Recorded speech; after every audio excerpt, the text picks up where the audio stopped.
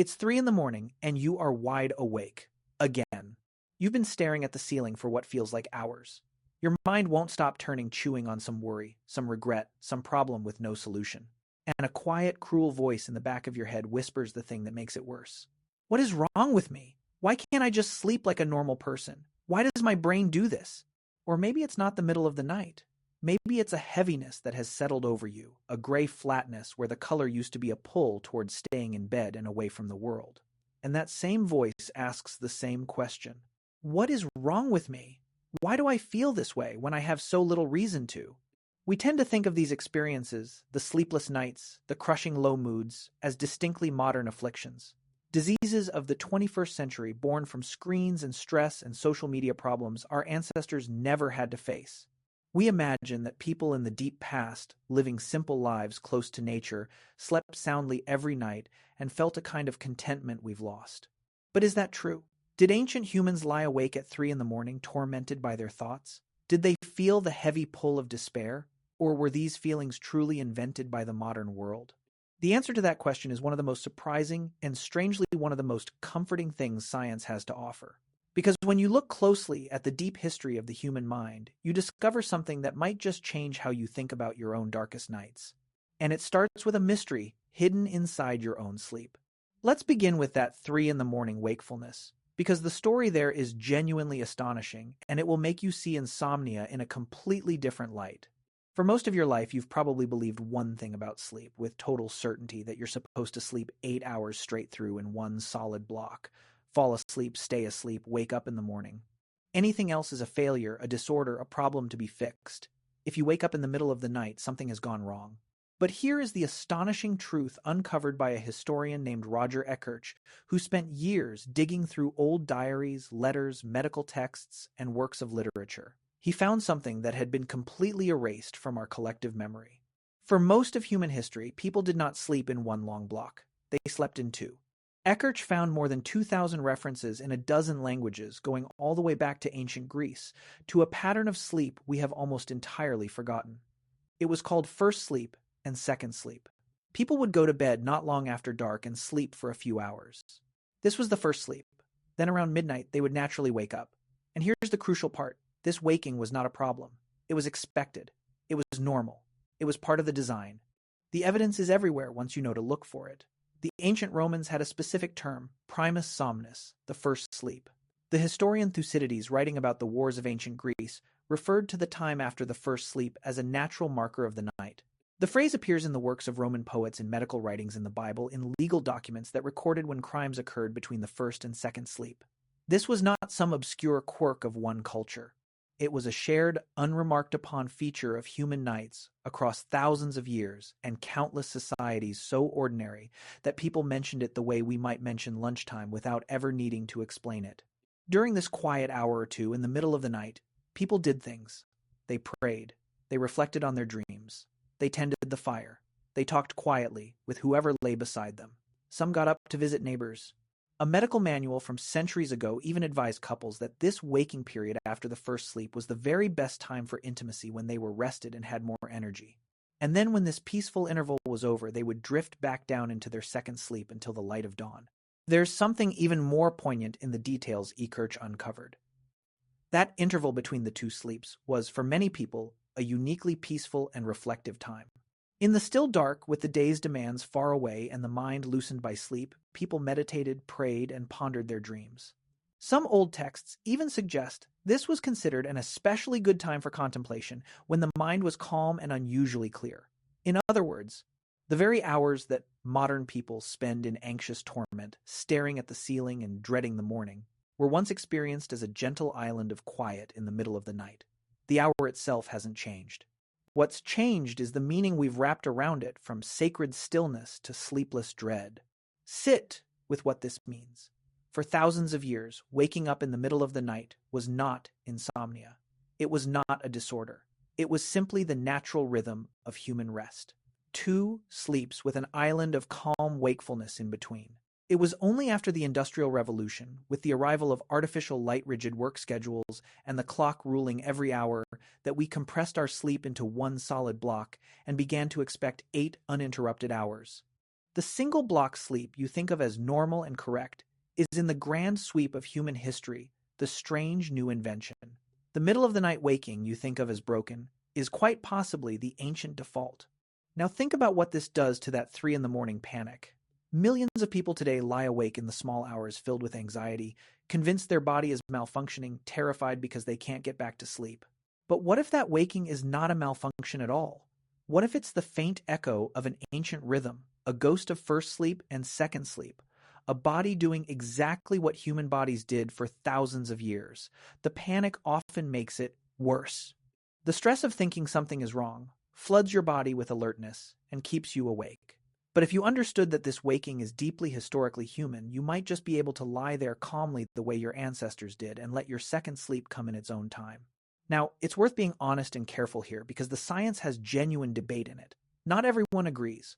A sleep researcher named Jerome Siegel studied several modern hunter-gatherer groups' communities living without electricity, much as our ancestors did, and found that they tended to sleep in one main block of around 6 or 7 hours, not 2. So the picture is complicated. Perhaps segmented sleep was more a feature of certain climates and eras than a universal human default. But even Siegel's research delivers a second, equally powerful blow to our modern assumptions. Because those hunter-gatherers living the closest thing we have to an ancestral life slept only about 6 to 7 hours a night. Not the 8 or 9 we're constantly told we need and constantly feel guilty for missing.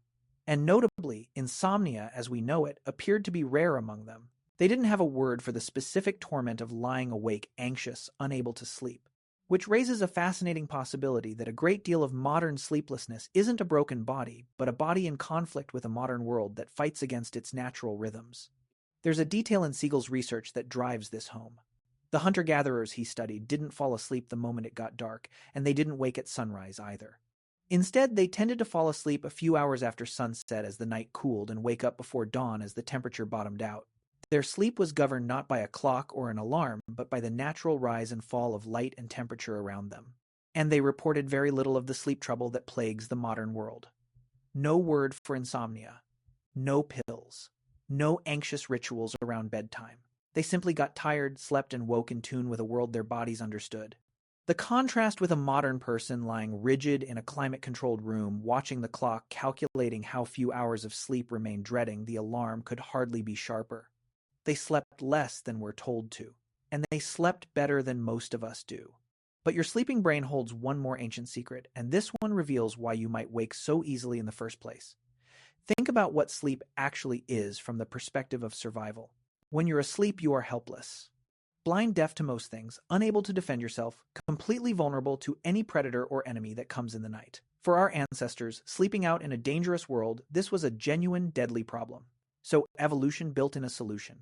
A sleeping human is not fully switched off. Part of the brain stays on sentry duty, ready to snap you awake at the snap of a twig, the smell of smoke, the sound of something moving in the dark. There's a beautiful piece of research on this, sometimes called the Sentinel Hypothesis. Studies of groups who sleep together as humans have always found that people naturally wake at slightly different times through the night, so that at almost any given moment, someone in the group is awake or lightly sleeping, keeping watch. The group was never fully undefended. One study of a modern hunter-gatherer community found that across the whole group, there were only rare moments during the night when every single person was asleep at once. Someone was almost always stirring, and this was likely true for hundreds of thousands of years. Your tendency to wake easily to surface from sleep at the smallest disturbance is not a flaw. It's an ancient security system, a survival feature that kept your ancestors alive through a million dangerous nights. That hyper-alertness that jolts you awake and won't let you rest. In the deep past, it was the very thing that meant you lived to see the morning. And there's a deeper biological layer here tied to light itself. Deep in your brain sits a tiny structure that acts as a master clock, and it sets itself by light. For hundreds of thousands of years, the only light your ancestors saw was the sun, the moon, and fire. As darkness fell, their brains released a hormone called melatonin, which signals the body that it's time to wind down towards sleep. As light returned at dawn, melatonin fell away, and they woke. Their entire sleep rhythm was tuned, precisely to the natural cycle of light and dark. Now think about your own nights. Bright screens glowing inches from your face late into the evening. Electric lights blazing long after sunset, Your ancient master clock, which evolved to read the dimming of the sun, is instead being flooded with artificial light that screams daytime directly into your brain at 11 at night. Your melatonin gets suppressed, your clock gets confused, and your body no longer knows when it's supposed to sleep. This isn't a personal failing. It's an ancient biological system being scrambled by a modern world of light it was never built to interpret.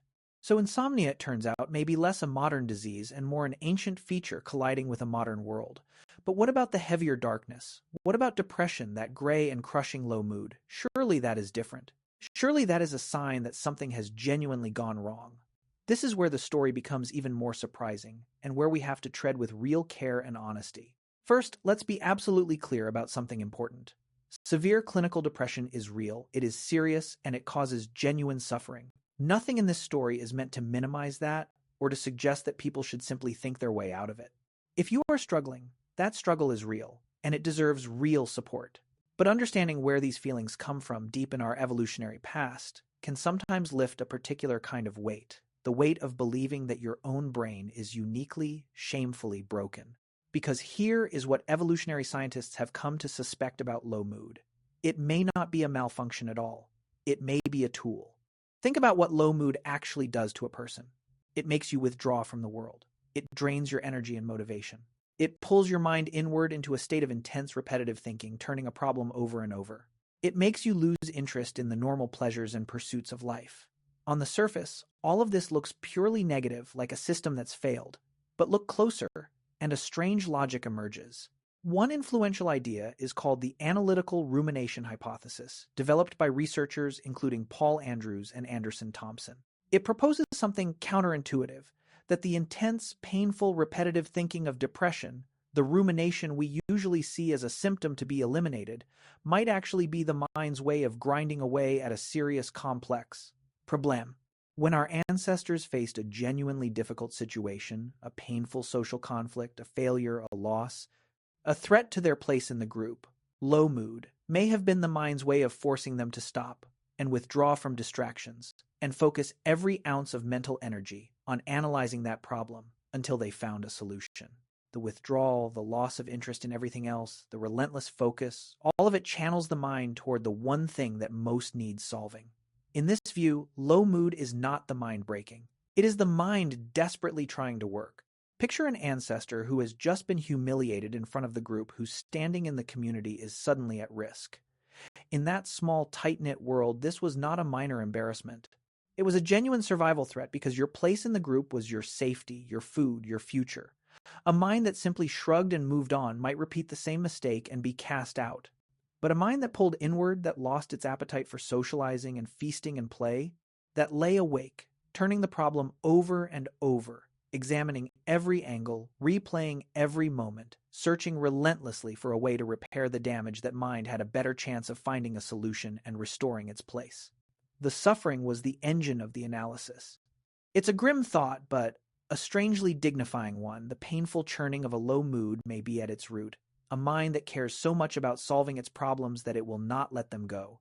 There are other evolutionary ideas too, and they paint a similar picture. Some scientists, like the psychiatrist Randolph Nesse, suggest that low mood evolved as a signal to disengage from goals that cannot be reached. Imagine an ancestor pouring endless effort into something hopeless, a failing hunt, a status they'll never achieve, a relationship that's already lost. A mind that just kept pushing forever would waste precious energy on the impossible. Low mood in this view is like a painful but useful break. It drains your motivation for the hopeless thing, forcing you to stop, let go, and eventually redirect your energy towards something achievable. It hurts, but the pain has a purpose to pull you off a dead-end road. Nesse draws a striking comparison here. Low mood, he suggests, may be to the mind what physical pain is to the body.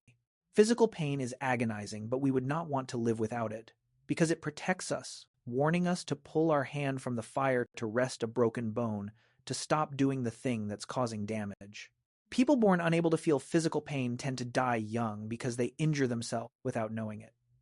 Emotional pain in this view may work the same way. It is deeply unpleasant, but it may exist to protect us, to signal that something in our lives needs attention, to stop us from charging forward when we should pause and reassess. The suffering is real, but it may not be meaningless. It may be a signal, an ancient one, asking us to listen. And there's another idea still focused on our deeply social nature. In the tight-knit groups our ancestors lived in, being cast out meant death. Some researchers propose that certain features of low mood, the withdrawal, the signals of distress, the reduced appetite for conflict, may have functioned as a way of managing dangerous social situations, of signaling need to the group, of avoiding fights you couldn't win, of holding on to your place in the community when it was threatened. Sadness in this view is partly a social signal, a way of saying, I am hurting, I need support, please don't cast me out. And we know beyond any doubt that ancient humans felt profound sadness and grief because they left the evidence in the ground. Consider the deliberate, careful burials found across the ancient world. Bodies laid to rest with flowers, with ochre, with precious objects, with obvious tenderness and ceremony. You do not bury someone that way unless you are grieving. Some of the most moving discoveries in all of archaeology are the graves of children buried with tiny treasures, or of individuals laid in the earth in a sleeping position surrounded by care. Grief, the heavy, aching sorrow of loss, is not a modern invention. It is written into the oldest graves we have ever found.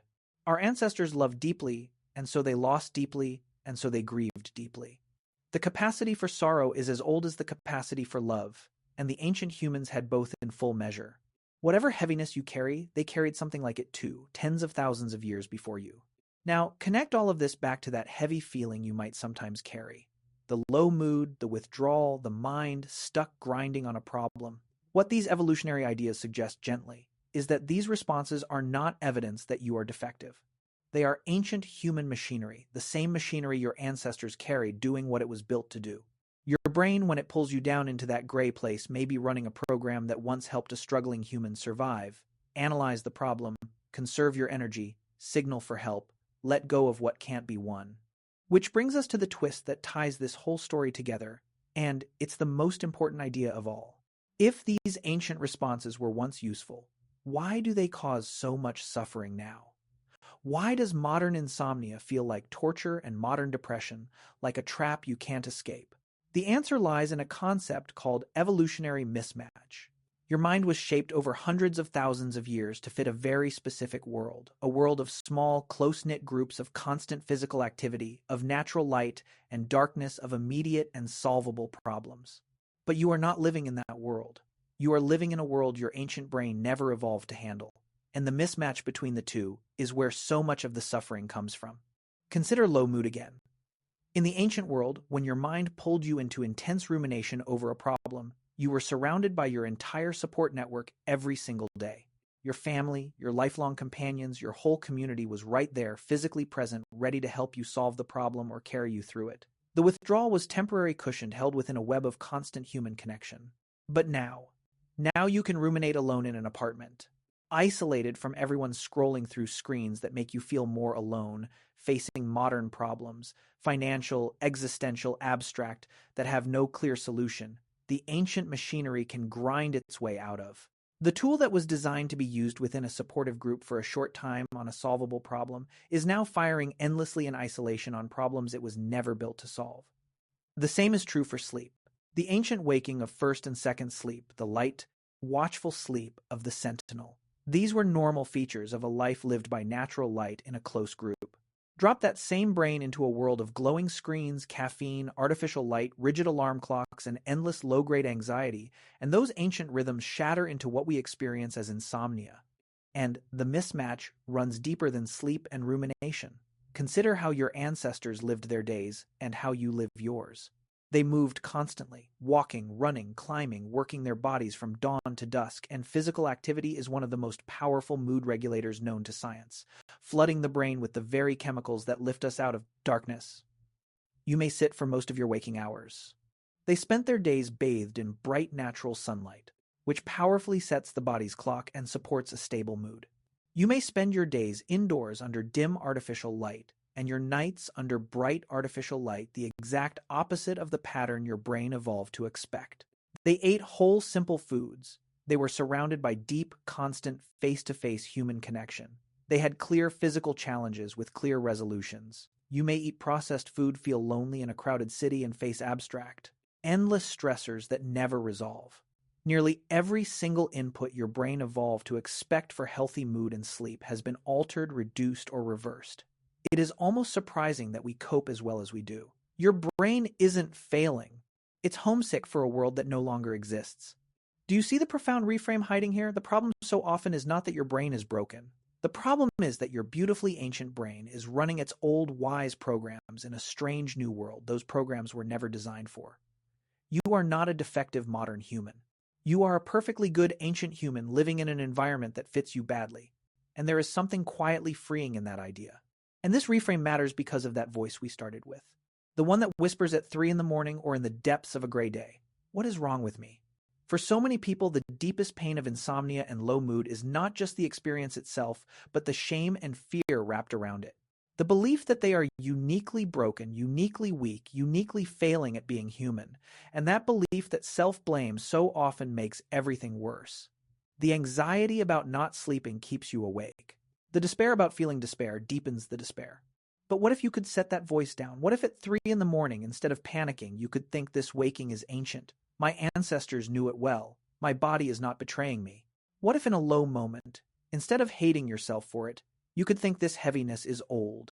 It is human. It is my mind trying in its ancient way to protect me. That single shift from I am broken to I am an ancient creature in a modern world can loosen the grip of the shame. And sometimes loosening that grip is the first real step toward feeling better. None of this means you should face these things alone, and it's important to say that clearly. The ancient answer to suffering was never to struggle in isolation. It was the group, the community, other people. Our ancestors survived their darkest nights and heaviest days because they were held quite literally within a web of others who noticed, who cared, who stayed close. If there is one lesson from the deep past that matters most, it is this: you were never meant to carry this alone. Reaching out to a friend, to family, to someone who can help is not a modern weakness. It is the oldest human medicine there is. So let's return one last time to that person lying awake at 3 in the morning or moving through a heavy gray day asking, what is wrong with me? And let's give them the answer that the deep history of the human mind actually offers. Nothing is wrong with you. You are not a broken machine. You are the descendant of an unbroken line of humans who woke in the night and watched the fire, who felt the crushing weight of loss and grief and let it slow them down, who withdrew into themselves to solve impossible problems, and who survived every one of them long enough to pass their ancient minds down to you. Your sleepless nights are an echo of the sentinel who kept the group alive. Your low moods are the ancient tool of a mind trying to protect you. The very feelings that make you feel most alone, most broken, most modern are in fact the oldest and most human things about you. Threads reaching all the way back to the first people who ever looked up at the dark and felt afraid and felt sad and made it through to morning anyway. You come from survivors. Every single one of your ancestors, without exception, made it through their own 3 in the morning, through their own heavy gray days, through grief and fear and sleepless dread, long enough to bring the next generation into the world. The capacity to endure the dark, the sleepless nights, and the heavy days is written into you by 100,000 years of people who did exactly that. It is 3 in the morning. You are wide awake. And you are not broken. You are simply deeply anciently human, doing what humans have always done, waiting in the dark for the light to come back. And it always comes back. It always has for 100,000 years. And it will come back for you too. If you are struggling with your sleep or your mood, please consider reaching out to a doctor, a mental health professional, or someone you trust. Understanding the deep history of these feelings can be comforting, but you don't have to navigate the hard nights alone, and real support can make all the difference.